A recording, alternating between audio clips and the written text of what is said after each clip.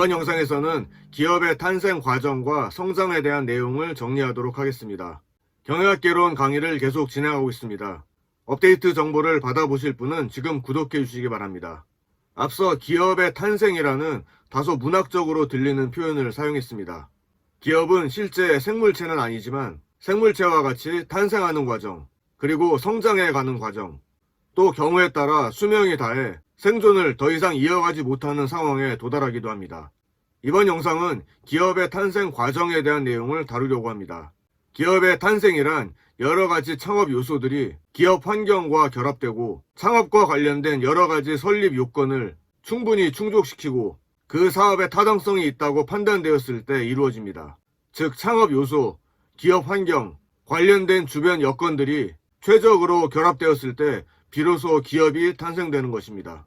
여러 가지 기업의 형태가 있겠지만 본 영상에서는 제조기업의 생성 과정을 중심으로 알아보겠습니다. 먼저 창업을 위해 가장 먼저 해야 할 것은 바로 사업 아이디어를 구체화시키는 작업입니다. 여기서 사업 아이디어란 어떤 상품이나 서비스를 시장에서 고객에게 판매할 것인가에 관한 아이디어가 가장 중요한 내용이라고 할 수 있습니다. 즉 소비자가 구매를 원하는 제품이나 서비스의 내용, 즉 아이디어를 찾아내는 것이 신제품 탄생의 시작이자 기업 활동의 시작인 것입니다. 이렇게 기업이 지속적으로 성장하기 위해서는 결국 좋은 아이디어가 바탕이 된다고 볼 수 있습니다. 모든 아이디어가 전부 제품이나 서비스로 만들어질 수는 없습니다. 아이디어 중에서도 기업을 지속적으로 성장시킬 수 있는 것이어야 하고 실제 시장에서 소비자가 구매할 수 있는 제품이나 서비스라야 합니다. 또한 과거에는 제품의 비용이나 가격으로 승부하고자 하는 아이디어를 강조했다면 시간이 흐르면서 비용과 가격도 중요하지만 다른 여러 가지 조건들이 부각되기 시작했습니다. 예를 들어 기능이나 품질, 디자인, 감성, 호환성, 서비스와 같은 무형자산 요소들을 강조하게 되었고 실제 소비자들도 이러한 부분에 대한 경쟁력을 높이 인정하고 있습니다.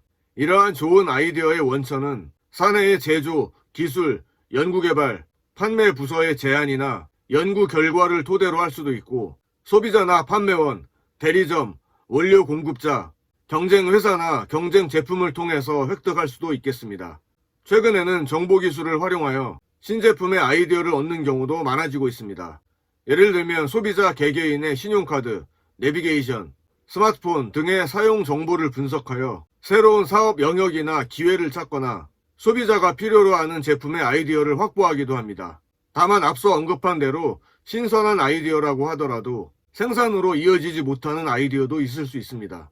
예를 들면 경제성이나 수익성이 없는 경우, 기술적으로 생산이 불가능한 경우, 생산 관련 기술이 타 회사에서 특허로 등록된 경우 등 여러 가지가 있을 수 있습니다. 이러한 여러 가지 경제적, 기술적 타당성을 분석하여 제품 아이디어를 선정하게 됩니다. 또한 기업의 설립 목적이나 경영 철학에 맞는지, 외부 기술을 이용할 경우 추가 지불해야 할 비용이 어느 정도인지 등을 고려하여 선택해야 할 것입니다. 다음 두 번째로 예상 시장을 선정하고 제품 아이디어를 최종적으로 결정하는 단계입니다. 예상 시장이란 목표 시장을 명확하게 하여 그 목표 시장의 고객이 요구하는 제품이나 서비스를 결정하는 것입니다. 이를 위해서는 시장조사, 소비자조사, 경쟁자 조사 등의 결과를 토대로 목표 시장에서 요구하는 바를 정확하게 제품 계획으로 수립해야 합니다. 또한 주요 고객은 누구이며 생산한 제품이 시장에서 어느 정도 팔릴 것인지, 경쟁자는 누구이며 경쟁자의 전략은 우리와 어떤 차이가 있는지 등과 같이 시장과 관련된 모든 요소를 고려하면서 미래의 수요를 추정하게 됩니다. 이러한 시장 분석 이외에 기술 분석과 재무 분석이 함께 진행되어야 할 것입니다. 다음 세 번째로 거시경제 및 미시경제 상황의 분석과 수요 예측 단계입니다. 국내에 국한해서 사업을 진행하더라도 국제환경 요인들은 국내에 영향을 미칠 수 있기 때문에 국내의 미시경제 환경뿐만 아니라 거시경제 환경도 반드시 검토할 필요가 있습니다. 아울러 정성적 예측과 정량적 예측을 모두 고려하여 수요 예측도 면밀하게 진행해야 합니다. 네 번째로 기업 활동의 목표와 범위를 결정합니다. 여기서 기업 활동의 목표는 기업의 목적보다 하위 개념이라고 보시면 되겠습니다. 기업 전사적 개념이 목적이라면 목표는 제품 단위로 지향하는 방향을 의미합니다. 따라서 목표와 범위의 결정은 기업의 전사적인 전략 방향에 의해 결정되어야 합니다. 다섯 번째로 제품의 설계입니다. 설계는 생산해야 할 제품이나 서비스의 최종 형태를 생산 요구에 맞게 일치시키는 것으로 예비 설계와 최종 설계를 거치게 됩니다. 여섯 번째로 기업 규모의 결정입니다. 기업의 규모를 결정하는 것은 시장의 크기에 따른 시장 점유율을 고려해야 합니다. 또한 시장의 정확한 분석을 통해 경쟁 기업, 유사 제품과 모방 제품의 출현 가능성, 시장의 규모 등을 고려해야 합니다. 일곱 번째로 입지의 선정입니다. 기업 입지를 결정하는 것은 기업에서 전략적으로 다뤄야 할 중요한 요소입니다. 기업의 입지를 결정할 때는 입지의 선정 기준, 입지 결정 기법, 입지 선정 요인 등을 체계적으로 분석해야 합니다. 즉 생산의 편리성, 시장과 소비자와의 관계, 원자재의 수급, 노동력의 이용 등을 고려해야 합니다. 다시 말해 시장의 근접성, 수송의 편리성, 임금 수준 등의 경제적 입지 요인, 원자재의 근접성, 기후의 적정성, 전력이나 수도 등 기관시설의 이용 가능성 등의 자연적 입지 요인, 지역사회의 특성이나 관습, 법규 등의 사회적 입지 요인이 반드시 고려되어야 할 것입니다. 여덟 번째로 부품의 자체 생산 또는 외주의 결정입니다.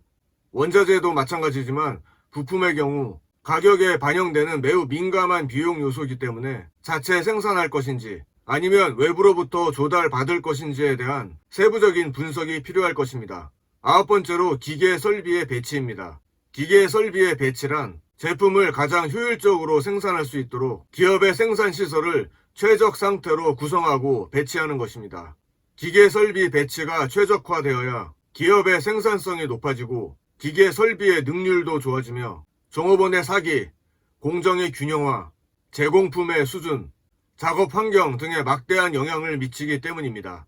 열 번째로 조직 구조의 결정입니다. 조직 구조란 구성원 각자의 역할을 파악하고 업무를 설정하여 기업의 의도한 대로 목표 달성이 이루어질 수 있도록 인적 자원을 필요한 곳에 배분할 수 있는 틀을 구성하는 것입니다. 과거의 수직적 사회에서 점점 수평적 사회로 진화해가고 있는 조직 문화를 고려하는 것이 필요할 것입니다. 수평사회에 적합한 병렬 조직 형태의 특징을 직렬 조직과 비교한 표입니다. 병렬형 조직은 네트워크 형태로 구성되며 실적과 결과보다는 과정과 내용을 중요시합니다. 지금까지의 경험과 경력보다 창의력과 독창성에 의한 능력을 평가하며 정보를 공개하고 분권적인 권력 구조가 특징인 것을 알 수 있습니다. 이 병렬형 조직을 표현한 그림입니다. 각 부문별로 서로 연결되어 있으며 협조와 대화를 통해 업무를 수행할 수 있도록 구성되어 있습니다. 11번째로 예상 이익의 결정과 자본 조정 계획입니다. 앞서 설명한 과정을 거쳐 사업 추진 과정이 마무리되면 기업의 탄생이 이루어지게 되고 이어서 제품 생산을 위해 투입한 비용과 예상 이익을 추정하여 최종 소요 자금 계획을 수립해야 합니다. 마지막 12번째로 사업 개시입니다. 이상의 사업 설립 요건이 갖추어지면 그 다음은 자금을 조달하고 물적, 인적 자원을 확보하여 이를 결합함으로써 생산 활동을 전개하고 생산된 제품을 판매함으로써 자금을 회수하게 되는 것입니다. 이상 12가지로 설명한 과정은 제조기업이라면 대략적으로 이러한 단계를 거친다는 것이지 모두 이렇게 직렬적이고 순차적으로 진행된다는 말은 아닙니다. 때로는 병렬적으로 동시에 진행될 수도 있으며 때로는 생략되거나 또는 다른 활동이 추가되거나 순서가 바뀔 수도 있음을 감안해서 학습하시기 바랍니다. 다음으로 기업의 성장을 설명하는 모델 중에 그라이너의 성장 모델에 대해 알아보겠습니다. 이 모델은 레리 그라이너가 1972년에 하버드 비즈니스 리뷰에 기고한 논문을 근거로 합니다. 구글에서 논문 원문을 쉽게 찾아볼 수 있으니 읽어보시면 도움이 되리라 생각합니다. 그라이너는 창업 이후의 기업을 기업 규모의 확대와 조직의 성숙도에 따라 5단계로 구분하고 각 단계별 특성에 따른 진화와 변혁에 대처하는 전략을 제시했습니다. 진화, 에볼루션이란 기업의 성장과 조직의 성숙도에 따라 일반적으로 나타나거나 직면하게 되는 기업 활동의 내용을 말합니다.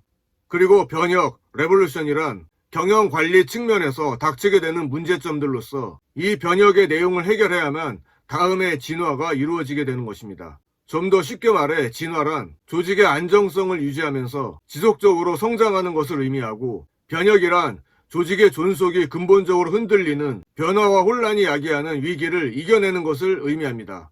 이러한 위기는 과거에는 유용했지만 이제는 적합하지 않은 전략, 조직 구조, 관리 방식 등 경영 방식을 혁신하지 않고 계속 끌고 왔기 때문에 발생한다고 볼 수 있습니다.